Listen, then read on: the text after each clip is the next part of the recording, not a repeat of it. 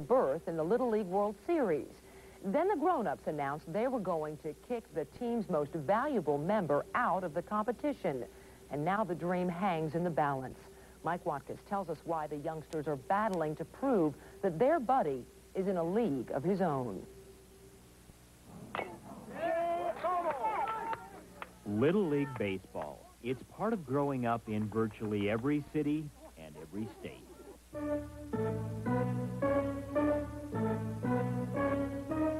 An American institution that offers this country's young people much more than just a chance to compete.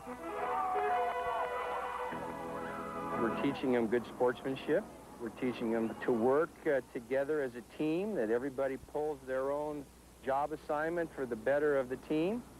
So all the principles of life are right here in this game, on this field. A car accident more than 20 years ago left Coach Larry Anderson in a wheelchair for life.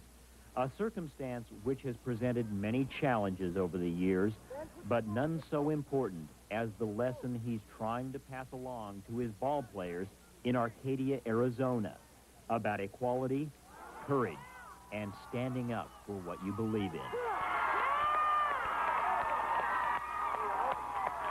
Most kids don't even think of Larry being handicapped. I mean, the guy goes skiing, scuba diving, so he's like hardly handicapped. My son just saw the man. He never saw the wheelchair, and we've been in Arcadia Little League for 12 years, and I don't think we've ever had a finer coach. David took down Goliath, didn't he? Coach Anderson has taken on his own giant, the very organization he volunteered his time to for the last 3 years, Little League Baseball Incorporated.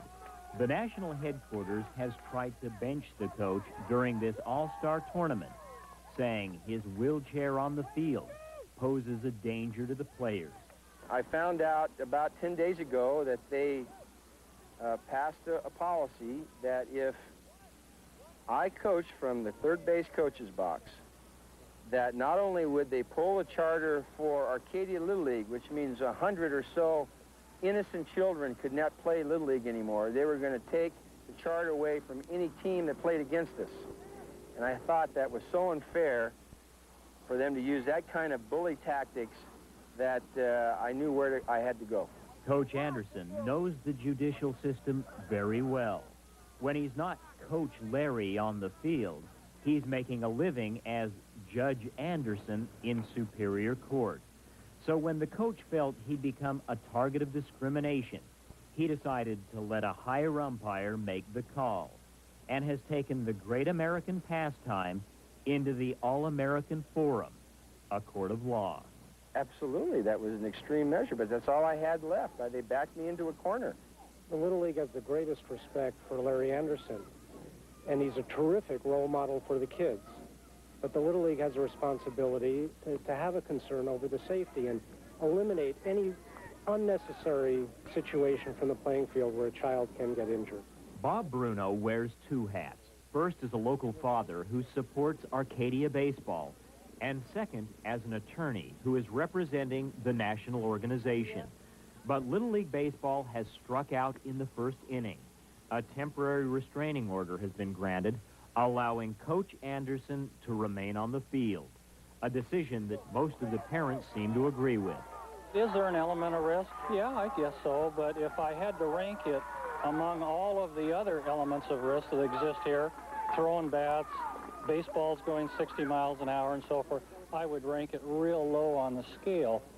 And in my view, the element of risk is far outweighed by the benefit that young people accrue by seeing someone with a disability take the dis out of disability.